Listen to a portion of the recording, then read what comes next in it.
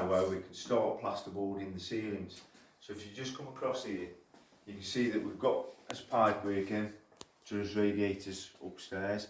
We've also got us wiring in for lighting, down lights. So we're all ready to start boarding the ceilings up.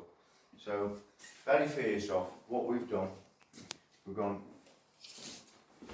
up onto the platform and we've measured from the wall to the centre of that joist there, which comes to 2200, so 2 metres 200 mil. So that's the centre of that joist. We don't want to hang it over because we've got nothing then to fix to on the edges, and you can have a vulnerable spot where it can crack. So we're going to try and get everything, well, we're not going to try, we are going to get the joints all on the centre of the beams for extra support.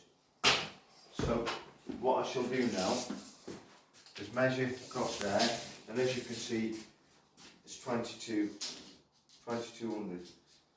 If we did use the full board, it would have come into the middle of between the joists, would have come, that's where the centre of the joist is. Just a couple of tips. Where your joists come through onto the wall, the chances are when you're screwing your boards up, you're not going to know where them joists are. So a tip, centre of the joist, just mark it on the wall, just so that you know where the centre of them joists are, so that when you screw your plasterboards up, you know that it's from there to the other side. We'll explain this as we go along as well. But on cases like this, you will also have to measure from the wall to the centre of the joist, which is 320 on this beam. Just make a note of that. Okay, so we're ready to get the plasterboard up now. So I shall get that up and we shall see you in a second. Right, now we're ready to fit this plasterboard. What I'm going to do, I've made a couple of props that we can use to wedge the plasterboard up. You'll see how they work in a second. This is if you're unfortunate enough not to have a hand, and you know you don't really want to be mauling these 8 foot by 4 foot sheets on their own, if you can help it. So I'm just going to put this one up with the others and we get assistance.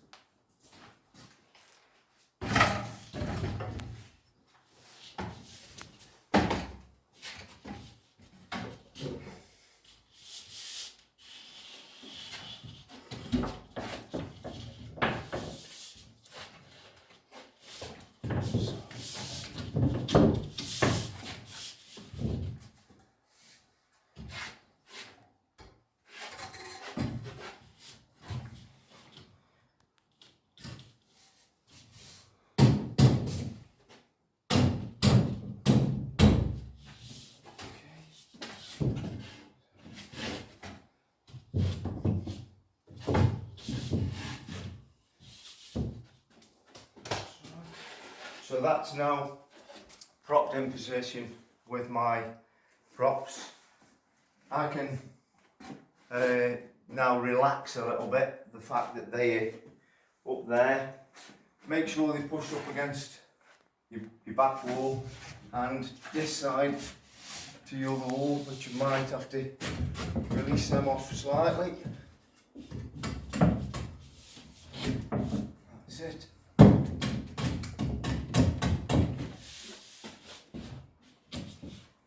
Start putting some fixings in. Now the lines on the wall that I put on before, this is what you do with them. So I'm going to follow from this line first, that one, to the centre of there.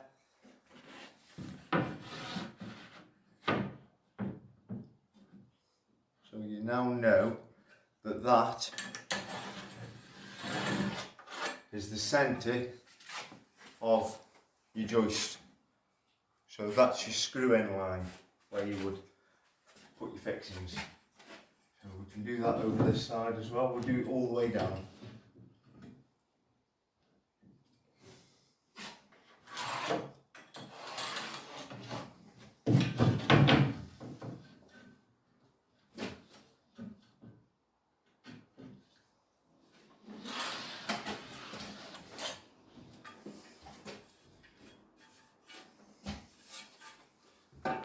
That side in a minute. So.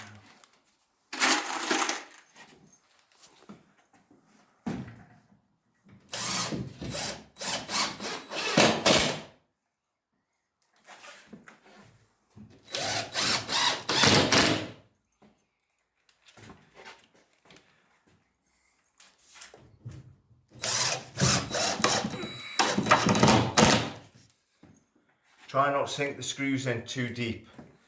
If you do, you might get what's called popping in your plaster. They need to be surface. They need to sort of be flush to the surface. If you go too deep, like I've done there, it's pulled in. You would go in close proximity to it and try to do a surface one. Basically, when it's plastered over and it's settled, that might give you like a pop ring through it. So, but you know where your joists are, that we've just put in. So, and that's come loose now because we've got enough pressure on it to roll itself. The ceiling's now complete. As you might have noticed, you've got a full board here, one full board. That's where the joint is. We've staggered the joints, and the reason being is because if you don't stagger the joints and you've got full lines going straight the way down and straight the way down and straight the way across, it's more prone to cracking. But if you stagger the joints, that means offset. That board ends there, this board ends here, that board ends there, this board ends there. So we've staggered in line, we've staggered the joints. It's quite important that you try and get a staggering in them so that it stops any cracking.